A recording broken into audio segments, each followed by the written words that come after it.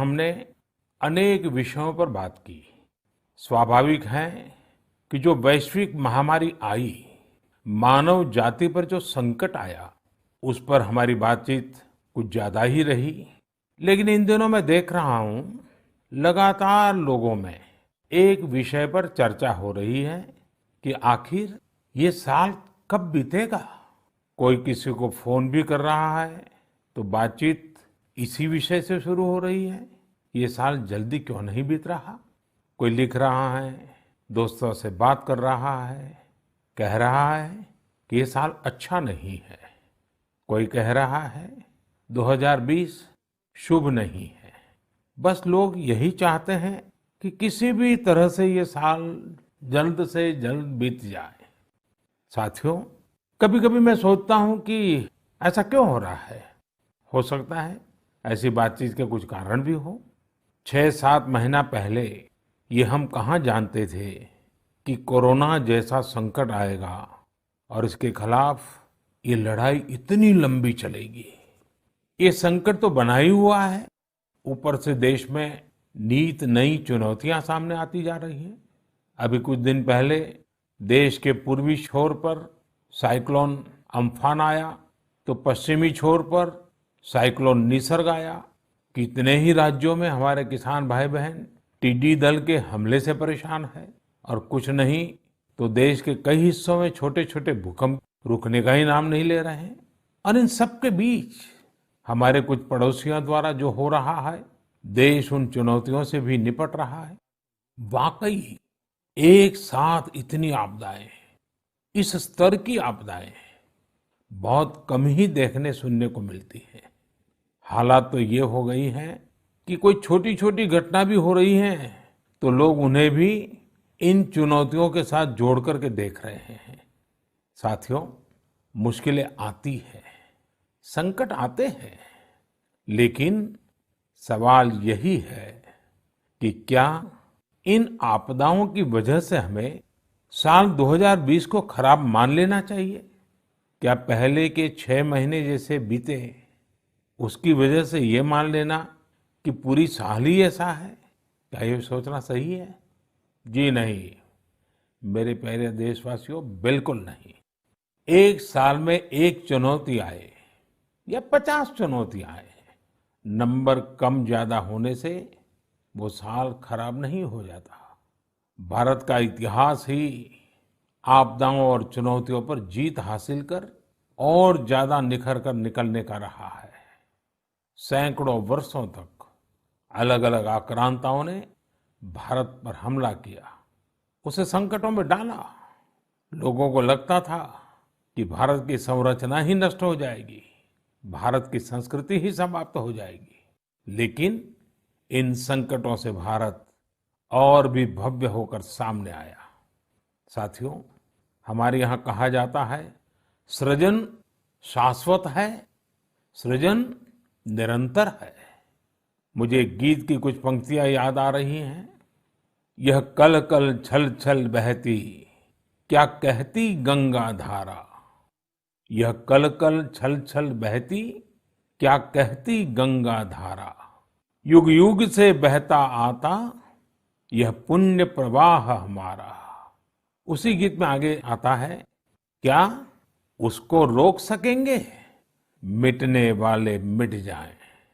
कंकड़ पत्थर की हस्ती, कंकड़ पत्थर की हस्ती, क्या बाधा बनकर आए। भारत में भी जहां एक तरफ बड़े बड़े संकट आते गए, वहीं सभी बाधाओं को दूर करते हुए अनेकों अनेक सृजन भी हुए। नए साहित्य रचे गए, नए अनुसंधान हुए, नए सिद्धांत गढ़े गए। यानी संकट के दौरान भी हर क्षेत्र में सृजन की प्रक्रिया जारी रही और हमारी संस्कृति पुष्पित पल्लवित होती रही। देश आगे बढ़ता ही रहा। भारत ने हमेशा संकटों को सफलता की सीढ़ियों में परिवर्तित किया है। इसी भावना के साथ हमें आज भी इन सारे संकटों के बीच आगे बढ़ते ही रहना है। आप भी इसी विचार से आगे बढ़ेंगे, 130 करोड़ देशवासी आगे बढ़ेंगे, तो यही साल देश के लिए नए कीर्तिमान बनाने वाला साल साबित होगा। इसी साल में देश नए लक्ष्य प्राप्त करेगा, नई उड़ान भरेगा, नई ऊंचाइयों को छुएगा। मुझे पूरा विश्वास 130 करोड़ देशवासियों की शक्ति पर है, आप सब पर है, इस देश की महान परंपरा पर है। मेरे प्यारे देशवासियों, संकट चाहे जितना भी बड़ा हो, भारत के संस्कार निस्वार्थ भाव से सेवा की प्रेरणा देते हैं। भारत ने जिस तरह मुश्किल समय में दुनिया की मदद की, उसने आज शांति और विकास में भारत की भूमिका को और मजबूत किया है। दुनिया ने इस दौरान भारत की विश्व बंधुत्व की भावना को भी महसूस किया है और इसके साथ ही दुनिया ने अपनी संप्रभुता और सीमाओं की रक्षा करने के लिए भारत की ताकत और भारत के कमिटमेंट को भी देखा है। लद्दाख में भारत की भूमि पर आंख उठाकर देखने वालों को करारा जवाब मिला है। भारत मित्रता निभाना जानता है तो आंख में आंख डालकर देखना और उचित जवाब देना भी जानता है।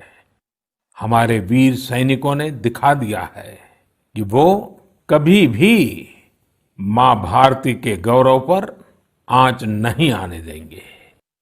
साथियों, लद्दाख में हमारे जो वीर जवान शहीद हुए हैं, उनके शौर्य को पूरा देश नमन कर रहा है, श्रद्धांजलि दे रहा है। पूरा देश उनका कृतज्ञ है, उनके सामने नतमस्तक है। इन साथियों के परिवारों की तरह ही हर भारतीय इन्हें खोने का दर्द भी अनुभव कर रहा है।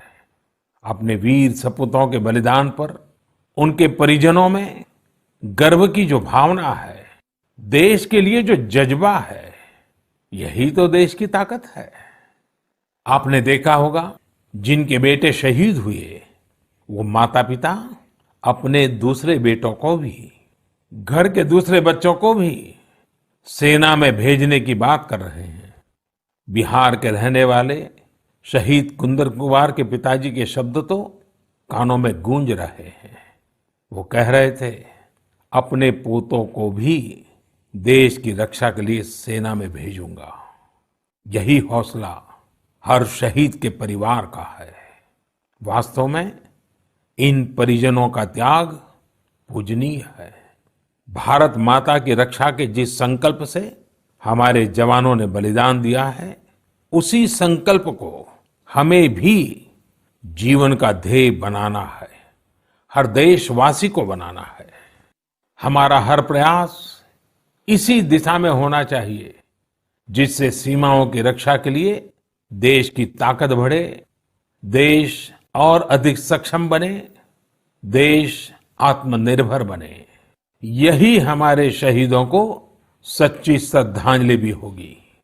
मुझे असम से रजनी जी ने लिखा है कि उन्होंने पूर्वी लद्दाख में जो कुछ हुआ, वो देखने के बाद एक प्रण लिया है।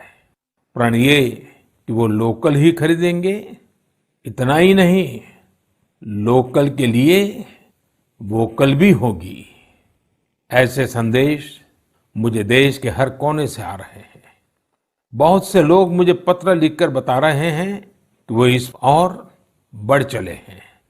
इसी तरह तमिलनाडु के मदुरई से मोहन रामामूर्ति जी ने लिखा है कि वो भारत को डिफेंस के क्षेत्र में आत्मनिर्भर बनते हुए देखना चाहते हैं। साथियों, आजादी के पहले हमारा देश डिफेंस सेक्टर में दुनिया के कई देशों से आगे था। हमारे यहाँ अनेकों ऑर्डिनेंस फैक्ट्रियां होती थी। उस समय कई देश जो हमसे बहुत पीछे थे, वो आज हमसे आगे हैं।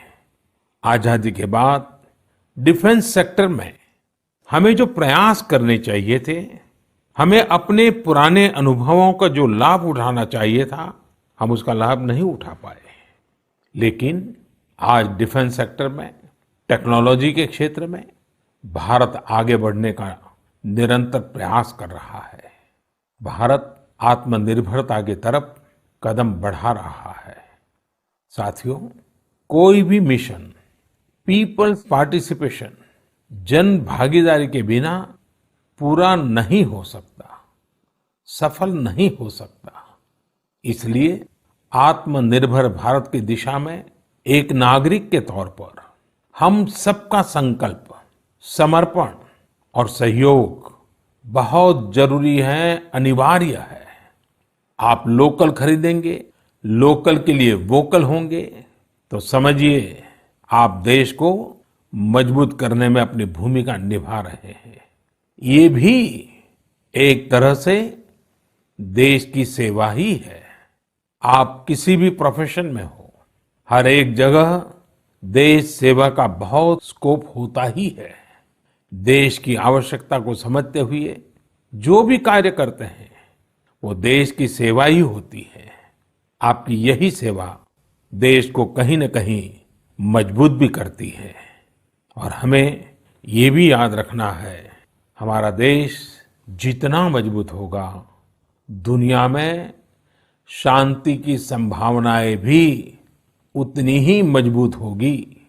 हमारे यहाँ कहा जाता है, विद्या विवादाय धनम मदाय, विद्या विवादाय धनम मदाय, शक्ति ही परेशान परिपीडनाय, खलस्य साधो विपरीतम एतत्, ज्ञानाय दानाय च रक्षणाय। अर्थात अगर स्वभाव से दुष्ट है तो विद्या का प्रयोग व्यक्ति विवाद में, धन का प्रयोग घमंड में और ताकत का प्रयोग दूसरों को तकलीफ देने में करता है। लेकिन सज्जन की विद्या ज्ञान के लिए, धन मदद के लिए और ताकत रक्षा करने के लिए इस्तेमाल होती है। भारत ने अपनी ताकत हमेशा इसी भावना के साथ इस्तेमाल की है। भारत का संकल्प है भारत के स्वाभिमान और संप्रभुता की रक्षा। भारत का लक्ष्य है आत्मनिर्भर भारत। भारत की परंपरा है भरोसा, मित्रता। भारत का भाव है बंधुता। हम इन्हीं आदर्शों के साथ आगे बढ़ते रहेंगे। मेरे प्यारे देशवासियों, कोरोना के संकट काल में देश लॉकडाउन से बाहर निकल आया है। अब हम अनलॉक के दौर में हैं। अनलॉक के इस समय में दो बातों पर बहुत फोकस करना है: कोरोना को हराना और अर्थव्यवस्था को मजबूत बनाना, उसे ताकत देना। साथियों, लॉकडाउन से ज्यादा सतर्कता हमें अनलॉक के दौरान बरतनी है। आपकी सतर्कता ही आपको कोरोना से बचाएगी। इस बात को हमेशा याद रखिए कि अगर आप मास्क नहीं पहनते हैं, 2 गज की दूरी का पालन नहीं करते हैं या फिर दूसरी जरूरी सावधानियां नहीं बरतते हैं, तो आप अपने साथ साथ दूसरों को भी जोखिम में डाल रहे हैं, खास तौर पर घर के बच्चों और बुजुर्गों को। इसीलिए सभी देशवासियों से मेरा निवेदन है, और ये निवेदन मैं बार बार करता हूं, और मेरा निवेदन है कि आप लापरवाही मत बरतिए। अपना भी ख्याल रखिए और दूसरों का भी। साथियों, अनलॉक के दौर में बहुत सी ऐसी चीजें भी अनलॉक हो रही हैं जिनमें भारत दशकों से बंधा हुआ था। वर्षों से हमारा माइनिंग सेक्टर लॉकडाउन में था। कॉमर्शियल ऑक्शन को मंजूरी देने के एक निर्णय ने स्थिति को पूरी तरह से बदल दिया है। कुछ ही दिन पहले स्पेस सेक्टर में ऐतिहासिक सुधार किए गए। उन सुधारों के जरिए वर्षों से लॉकडाउन में जकड़े इस सेक्टर को आजादी मिली। इससे आत्मनिर्भर भारत के अभियान को न केवल गति मिलेगी, बल्कि देश टेक्नोलॉजी में भी एडवांस बनेगा। अपने कृषि क्षेत्र को देखें तो इस सेक्टर में भी बहुत सारी चीजें दशकों से लॉकडाउन में फंसी थी। इस सेक्टर को भी अब अनलॉक कर दिया गया है। इससे जहां एक तरफ किसानों को अपनी फसल कहीं पर भी किसी को भी बेचने की आजादी मिली है, वहीं दूसरी तरफ उन्हें अधिक ऋण मिलना भी सुनिश्चित हुआ है। ऐसे अनेक क्षेत्र हैं जहां हमारा देश इन सब संकटों के बीच ऐतिहासिक निर्णय लेकर विकास के नए रास्ते खोल रहा है। मेरे प्यारे देशवासियों, हर महीने हम ऐसी खबरें पढ़ते और देखते हैं जो हमें भावुक कर देती हैं। यह हमें इस बात का स्मरण कराती हैं कि कैसे हर भारतीय एक दूसरे की मदद के लिए तत्पर है। वह जो कुछ भी कर सकता है उसे करने में जुटा है। अरुणाचल प्रदेश की एक ऐसी ही प्रेरक कहानी मुझे मीडिया में पढ़ने को मिली। यहाँ सियांग जिले के मिरेम गांव ने वो अनोखा कार्य कर दिखाया जो समूचे भारत के लिए एक मिसाल बन गया है। इस गांव के कई लोग बाहर रहकर नौकरी करते हैं। गांव वालों ने देखा कि कोरोना महामारी के समय ये सभी अपने गांव की ओर लौट रहे हैं। ऐसे में गांव वालों ने पहले से ही गांव के बाहर क्वारंटीन का इंतजाम करने का फैसला किया। उन्होंने आपस में मिलकर गांव से कुछ ही दूरी पर 14 अस्थायी झोपड़ियां बना दी और ये तय किया कि जब गांव वाले लौटकर आएंगे तो उन्हें इन्हीं झोपड़ियों में कुछ दिन क्वारंटीन में रखा जाएगा। उन झोपड़ियों में शौचालय, बिजली, पानी समेत दैनिक जरूरत की हर तरह की सुविधा उपलब्ध कराई गई। जाहिर है, मिरेम गांव के लोगों के इस सामूहिक प्रयास और जागरूकता ने सबका ध्यान अपनी ओर आकर्षित कर लिया। साथियों, हमारे यहाँ कहा जाता है, स्वभावम न जहाति एव साधुः आपद्गतोऽपि सन् कर्पूरः पावक स्पृष्टः सौरभम लभतेतराम। अर्थात जैसे कपूर आग में तपने पर भी अपनी सुगंध नहीं छोड़ता, वैसे ही अच्छे लोग आपदा में भी अपने गुण, अपना स्वभाव नहीं छोड़ते। आज हमारे देश की जो श्रम शक्ति है, जो श्रमिक साथी हैं, वो भी इसका जीता जागता उदाहरण है। आप देखिए, इन दिनों हमारे प्रवासी श्रमिकों की ऐसी कितनी ही कहानियां आ रही हैं जो पूरे देश को प्रेरणा दे रही है। यूपी के बाराबंकी में गांव लौटकर आए मजदूरों ने कल्याणी नदी का प्राकृतिक स्वरूप लौटाने के लिए काम शुरू कर दिया। नदी का उद्धार होता देख आसपास के किसान, आसपास के लोग भी उत्साहित हैं। गांव में आने के बाद क्वारंटीन सेंटर में रहते हुए, आइसोलेशन सेंटर में रहते हुए हमारे श्रमिक साथियों ने जिस तरह अपने कौशल्य का इस्तेमाल करते हुए अपने आसपास की स्थितियों को बदला है, वो अद्भुत है। लेकिन साथियों, ऐसे कितने ही किस्से, कहानियां देश के लाखों गांवों के हैं जो हम तक नहीं पहुंच पाए हैं। जैसा हमारे देश का स्वभाव है, मुझे विश्वास है साथियों कि आपके गांव में भी, आपके आसपास भी ऐसी अनेक घटनाएं घटी होगी। अगर आपके ध्यान में ऐसी बात आई है तो आप ऐसी प्रेरक घटना को मुझे जरूर लिखिए। संकट के इस समय में ये सकारात्मक घटनाएं, ये कहानियां औरों को भी प्रेरणा देगी। मेरे प्यारे देशवासियों, कोरोना वायरस ने निश्चित रूप से हमारे जीवन जीने के तरीकों में बदलाव ला दिया है। मैं लंदन से प्रकाशित फाइनेंशियल टाइम्स में एक बहुत ही दिलचस्प लेख पढ़ रहा था। इसमें लिखा था कि कोरोना काल के दौरान अदरक, हल्दी समेत दूसरे मसालों की मांग एशिया के अलावा अमेरिका तक में भी बढ़ गई है। पूरी दुनिया का ध्यान इस समय अपनी इम्यूनिटी बढ़ाने पर है और इम्यूनिटी बढ़ाने वाली इन चीजों का संबंध हमारे देश से है। हमें इनकी खासियत विश्व के लोगों को ऐसी सहज और